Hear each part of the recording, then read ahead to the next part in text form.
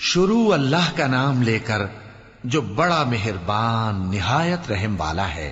جو لوگ کافر ہیں یعنی اہل کتاب اور مشرک، وہ کفر سے باز رہنے والے نہ تھے یہاں تک کہ ان کے پاس کھلی دلیل آ جائے، یعنی اللہ کا ایک پیغمبر جو پاک اوراق پڑھ کر سناتا ہے جن میں مستحکم آیتیں لکھی ہوئی ہیں، اور اہل کتاب جو فرقوں میں بٹے ہیں تو دلیل واضح کے آنے کے بعد ہی بٹے ہیں، حالانکہ ان کو حکم تو یہی ہوا تھا کہ اللہ کی عبادت کریں، اطاعت کو اسی کے لیے خالص کرتے ہوئے یکسو ہو کر، اور نماز قائم کریں اور زکوٰۃ دیں، اور یہی مضبوط اصولوں والا دین ہے۔ جو لوگ کافر ہیں یعنی اہل کتاب اور مشرک، وہ دوزخ کی آگ میں پڑیں گے اور ہمیشہ اسی میں رہیں گے۔ یہ لوگ سب مخلوق سے زیادہ برے ہیں۔ بے شک جو لوگ ایمان لائے اور نیک عمل کرتے رہے وہ تمام خلقت سے بہتر ہیں۔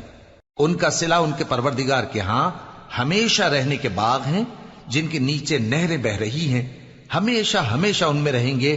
اللہ ان سے خوش اور وہ اس سے خوش۔ یہ صلہ اس کے لیے ہے جو اپنے پروردگار سے ڈرتا ہے۔